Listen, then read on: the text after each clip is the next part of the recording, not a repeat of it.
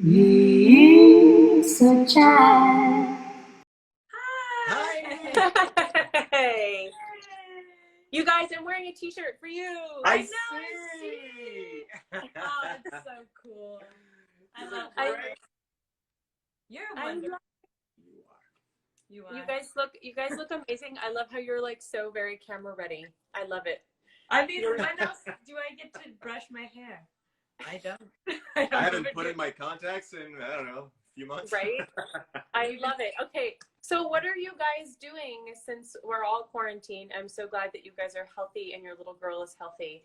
And Yes. I'm sure lots of home projects and things like that. I know you guys dance together and sing together and perform together and obviously, you know, cohabit together.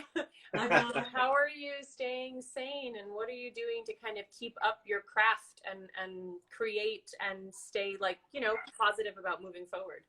I mean, that's what we have to be. We have to be positive and stay creative. So in this world right now, we kind of created a living room concert. So we've been able to entertain friends and fans and family by creating these fun living room concerts. We had one last month, and we're having our next one is May 30th. And so that's one way we keep up with. We've incorporated dancing throughout our house. Yeah. Some, you know, because we love dancing. I think that's what we pride ourselves in being a couple that dances together too. It's really old fashioned, but it's something that I can't believe I married a dancer. Being a dancer. It's really cool to dance with someone that you love. And yeah, and I feel like we're doing more than we have ever done because we have time and like just creating our living room concerts, which many people are doing, which is great. It's just like I feel like I'm learning more music now. I'm like we're like pushing ourselves to learn more things because when you're in the daily grind of auditions for Broadway and theater and stuff, you just kind of learn for that specific show or you have specific songs you sing, and it's changed my idea about.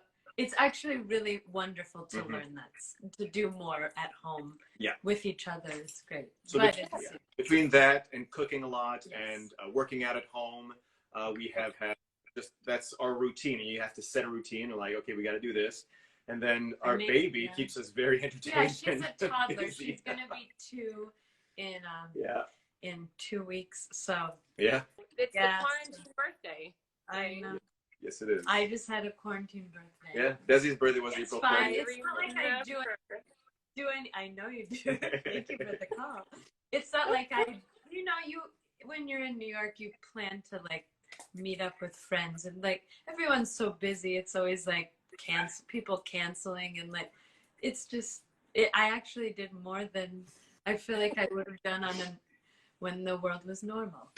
Because I went, saw friends, stood 6 feet away, we waved, people called, it was People great. sang from their window. Yeah. I had my friends, they both ukulele and a guitar, and they're like, we wrote you an original song, Happy Birthday, sing it from their window in peace, and like, that's so special. That would never happen when we weren't where we are right now. We're adapting, we're changing, we're growing, and we're dealing with the situation. It's true. Do you think that you're going to do anything differently when we eventually kind of move out of this? And now, not to say that we would go back to normal and then operate differently.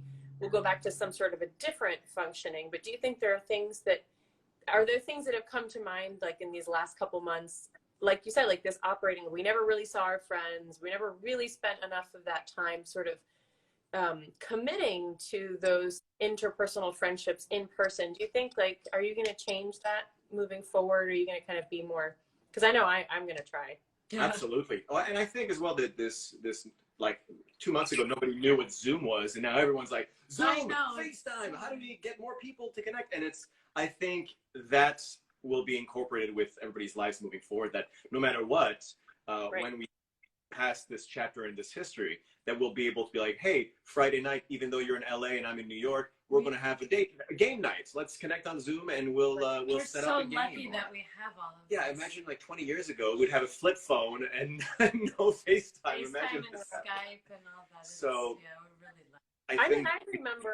I remember even on things like when I used to go to visit my family in Argentina or something, when I was a teenager, and I had to go to the corner, like bodega store type thing. It was like a telephone store, and I had to put money in, and I had to call, and it was the only way I could speak to my parents if they hadn't made the trip with me. Yeah. And other than that, I wouldn't speak to them for a week or a few days. And then I was like, sorry, I don't have enough money. Bye. I remember calling cards where you'd have to dial like 75 numbers because it was paid for by your parents or something. I remember having a calling card and calling my parents from New York. Oh, Because I didn't have a cell phone. Our kids are just like. Well, our daughter right now is watching something on the iPad, so that's the only way she'd be push the light over. I totally understand. Teo just got into Sim City. Ooh. You remember Sim City, and and not only that, but I also got him onto the Oregon Trail. Oh, fun! That's what great. is that? They have it on the. So Sim City, I was able to find like a more modern version of it. It's very cool and it's very intense. And then the Oregon Trail we had found just online somehow, and you could just sort of play directly online, which is not something that I feel particularly comfortable with, but we're going to look. We'll see if there's like an actual, maybe we can buy the game for him. But he thought that was really cool. And then he's like, oh, you died, Mom. Like, thanks. Thanks a lot. Oh gosh. Oh my gosh. So what else are you guys doing? So you're dancing in your house. You're obviously taking care of your beautiful little girl. I mean, that doesn't really leave much for anything else. Have you? Well, we have a dog too. So we bring her in the backyard. I take her on walks, just around the block. She's not a lot though. No, but like she's a little... having a toddler, we can't just. We have to always be with her. So it's exhausting, like normal life, and we just don't get to ever go on a date somewhere or go out because we're in the house, but it's for a good reason. So.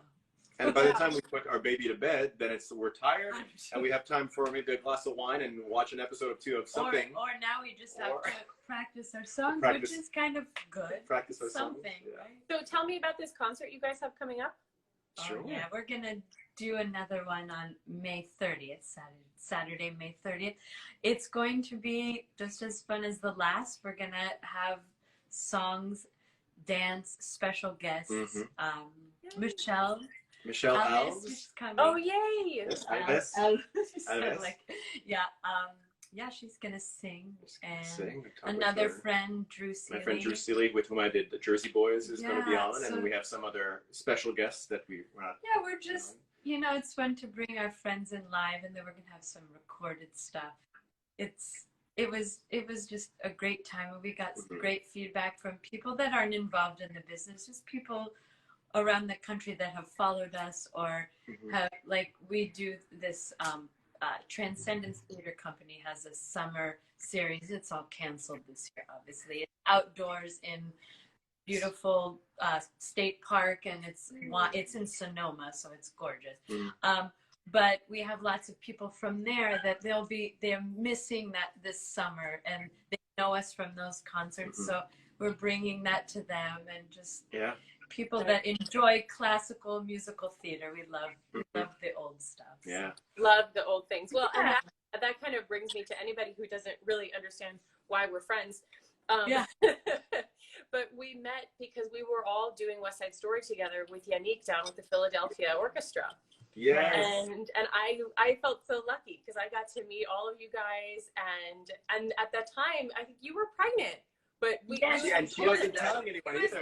It was right at the very beginning, and I told like a couple of the girls, like, because I was just like so tired. Not that it was like 8 or 9 weeks we were just pregnant, singing. Like, if it was the full West Side where the Sharp Girls were, if we were dancing, I could do it, but I'd be exhausted. So it was a wonderful show to do while you're feeling the best. Yeah, I mean, I never had any idea you were. Of course, No, it's true. That's the dance. And you sang. So beautiful. You were playing Maria, and you sang for the Mets concert in your living room. You sang. Somewhere. That was my tribute to, like, I really wanted to do something. I got a lot of kickback actually from certain people in my life for not singing opera. on the Met Gala. Oh, because it was, yeah. You know, but everybody has their opinion, and that's totally fine. And there'll be plenty of opera to be sung.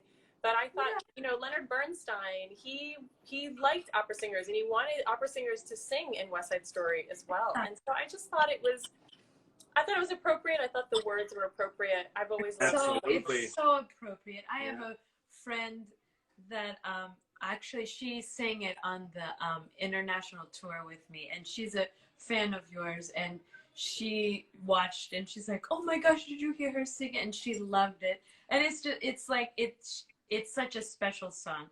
It literally could be anyone in the world if it's translated. It's just such a perfect song. So it's a beautiful choice, and you obviously are amazing. If you two could dance only one dance a day for the remainder of quarantine, which one would it be and why? Or is there a particular song maybe that you would that you have no problem dancing to on repeat over and over again? That's so sweet. That's a great question. You're right. We have to have She's be amazing. ready.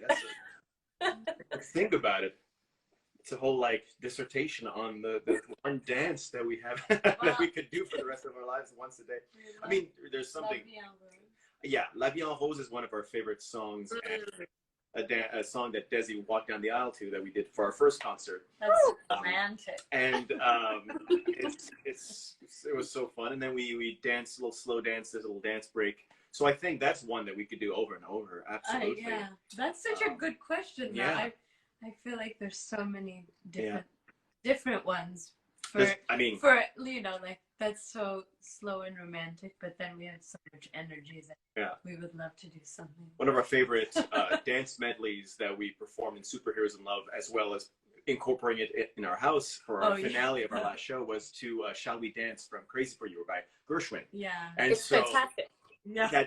That arrangement that they did for the show has all these different layers. Levels. One part is a little soft chew, one is more of a waltz, one is a big like. I think that is us. I think because we do so many different types of dance, we don't just say we're this. That it's that type of music is amazing. Yeah. And we always try, like, remember the Christmas show? We like had them write music for us.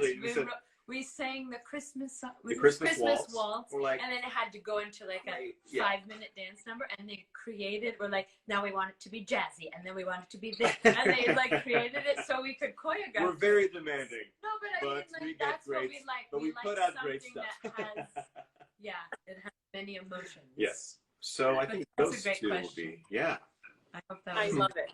How many different styles do you guys dance? Like we're chameleons. I mean, you know, any show that wants to hire us, we can do it, and if we can't, we'll learn. I mean, I think that we could both do hip hop, but we're not going to be like on tour with J-Lo. Yeah. I mean, there's people that's what they do. Yeah. You know, like I don't study that every day. I don't take class. We were both trained. Yeah, we both grew up dancing, ballet, jazz, tap, musical theater, contemporary, stuff like that we are like, we can do that. We can be confident in any audition to say we can do this. And we will look good. I think we have, it all has to do with style as well. If you can pick up a certain style from the person that is teaching it to you, it's very important because there's people that are fantastic dancers that maybe didn't study, but they can pick up style. Just like on like So You Think You Can Dance.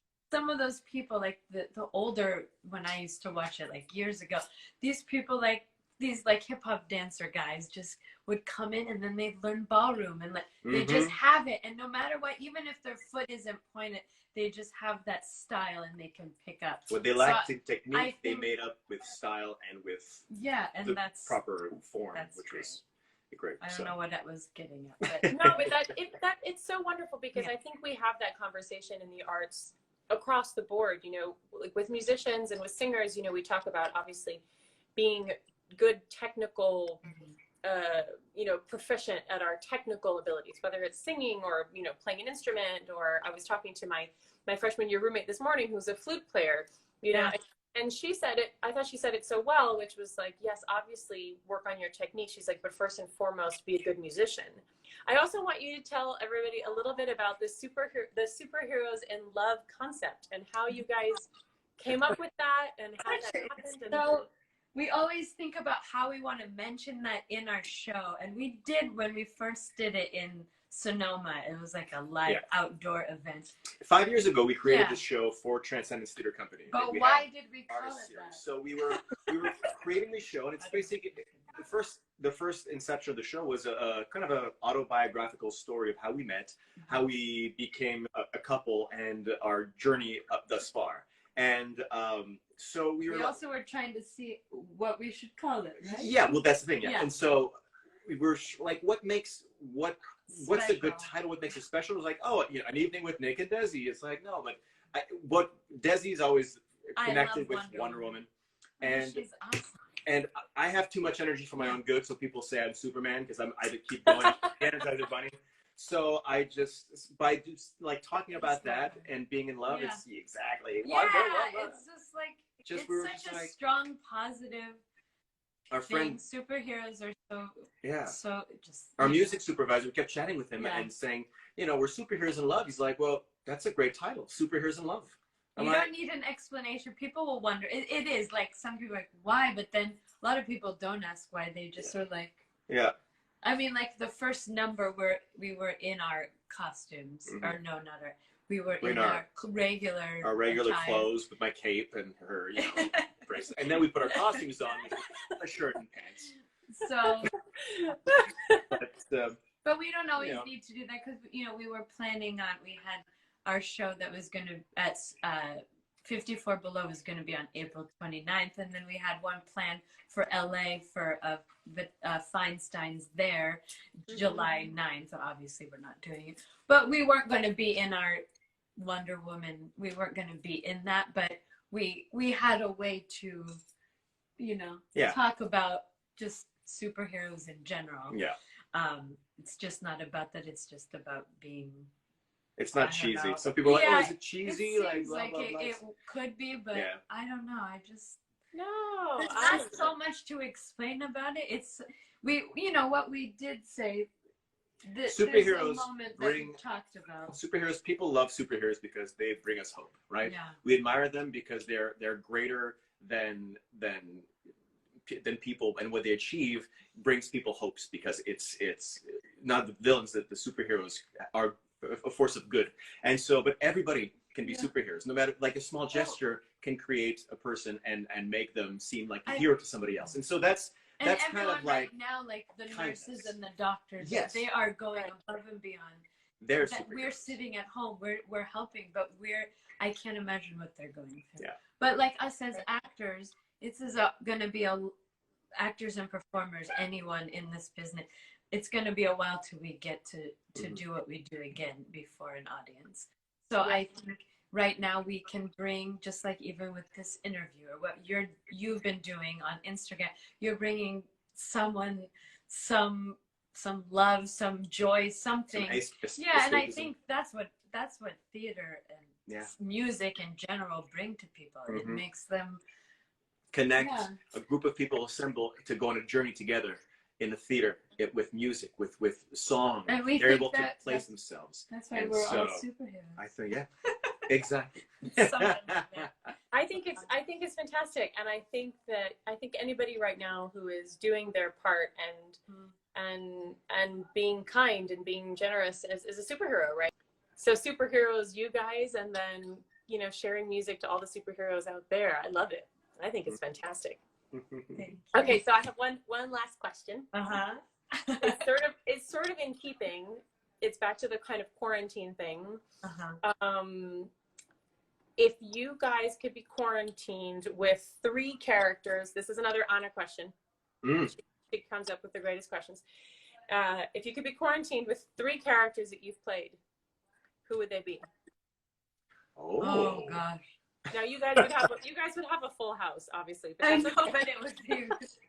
Well, so I think Bert from Mary Poppins is someone I'd love to be quarantined with because he's a jack of all trades. He would clean our chimneys and then he could also play music and entertain and dance with our daughter. So that'd be one. Oh, that's sweet. Would Anita? Anita's great. Yeah, Anita from West Side Story. She's Good. yeah, she's great. Yes. She would be There's one very. I wouldn't be. Like I wouldn't want to Sally be Bowles quarantined or with something. Tommy DeVito from No, his, no. He would rack up a lot of debts probably. And then Oh boy. Yeah, that would not be a good choice right Irma? now. Oh yeah. Irma and anything Irma goes. from anything. I'd like to be quarantined with her. Her cute little She's blonde hot. wig and her powerhouse. Not Velma Kelly because she's a murderer. Bam. Not Velma. I fear for my life. Another one. I'm always like crazy people. Rooster. No. No. He's a villain. He's not a good guy from Annie. It's gonna be fun. Yeah, villains could be fun. No, But what about like? oh, Fiero, I guess from Rick. Yeah, he could be the Winky Prince with He turns into a nice guy. yeah, he has an emotional journey. It's from the show Wicked. Have you guys heard of it? It's not very popular. It's only been around for 17 years. I think I have another. yeah. One. Do you know another one of mine? I don't remember. Oh, Tiger Lily. Oh, Tiger Lily. Lily. Absolutely. From Peter Yes. Yes. That, With the jumping off the rock. I Yes. have Yes. that video of yours. 6 feet off, Yes. diving into men 6 feet above. Yes. Oh my God, it's so scary. with a very cute costume. Yes. So that's